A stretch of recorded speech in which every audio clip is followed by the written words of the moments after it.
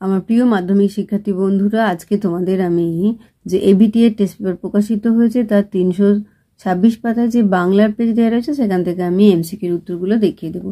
ইতিমধ্যেই যারা চ্যানেলটিকে সাবস্ক্রাইব করে নিয়েছো তাদের সকলকে অসংখ্য ধন্যবাদ জানাই। আর যারা নতুন দেখছো তারাও চ্যানেলটিকে সাবস্ক্রাইব করে নিয়ে সাথে থেকো। চলো তাহলে শুরু করছি। দেখো, একের সঠিক উত্তরটি নির্বাচন করো। 1.1 ছোট মাসি তপনের থেকে বয়সে কত বড় ছিলেন? কয়েকটা বছর আষ্টেক। 1.2 জগদীশবাবুর সম্পত্তির পরিমাণ ছিল গয়টা 11 লক্ষ টাকা। 1.3 এসো আমরা কুস্তি লড়ি, বক্তাকে কয়টা কালিয়া। 1.4 আমাদের ডান পাশে কয়টা ধস। 1.5 অভিষেক কবিতাটি মেঘনাদ বধ কাব্যের কোন স্বর্গ থেকে নেওয়া হয়েছে? কয়েকটা প্রথম স্বর্গ। 1.6 কবি নজরুল ইসলামের লেখা প্রলয় উল্লাস কবিতাটি কোন কাব্যগ্রন্থ থেকে গৃহীত হয়েছে? গয়টা অগ্নিবীণা। 1.7 তারও ছিল ফাউন্টেন পেনের নেশা, কার কথা এখানে বলা হয়েছে? কয়েকটা শরৎচন্দ্র চট্টোপাধ্যায়।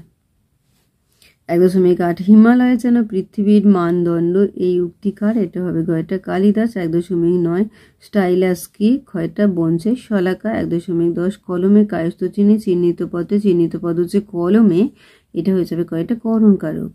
1.11 টি টা খানাখানি এগুলোকে বলে গয়টা নির্দেশক। 1.12 উপমেয় ও উপমানের অভেদ কল্পিত হয় যে সমাসে, সেটা হবে গয়টা রূপক কর্মধারয়। 1.13 কোন সমাসে পূর্বপদ ও পরপদের অর্থ নয় তৃতীয় একটি অর্থ প্রাধান্য বিস্তার করে? সেটা হয়ে যাবে কয়টা বহুব্রীহি সমাস। 1.14 মৌমাছি সমস্ত পত্রের সমাসের নাম, এটা হয়ে যাবে কয়টা মধ্যপদলোপী কর্মধারয়। এরপর দেখো 1.15 ভালো আমার খাবার চিনা লাগে, এখানে বাক্য নির্মাণের কোন শর্তটি পূর্ণ হয়নি? এটা হবে কয়েকটা আসত্তি।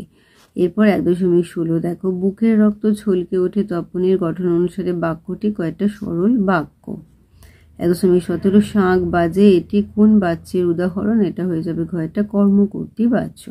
তাহলে আমার প্রিয় মাধ্যমিক শিক্ষার্থী বন্ধুরা, আজকে তোমাদের আমি যে এবিটি এর টেস্ট পেপার প্রকাশিত হয়েছে তার 326 পাতায় যে বাংলার পেজ রয়েছে সেখানে তোমাদের এমসিকিউ এর প্রশ্নের উত্তরগুলো আমি দেখিয়ে দিলাম। আশা করছি সকলেই বুঝতে পেরেছো। ভিডিওটি দেখার জন্য তোমাদের সকলকে অসংখ্য ধন্যবাদ জানাই। ভালো লাগলে লাইক করো, কমেন্ট করো, বন্ধুদের মধ্যে শেয়ার করো। আর আগামী দিনে নতুন নতুন ক্লাসগুলো পাওয়ার জন্য অবশ্যই চ্যানেলটিকে সাবস্ক্রাইব করে সাথে থেকো। তোমরা সকলে খুব ভালো থেকো।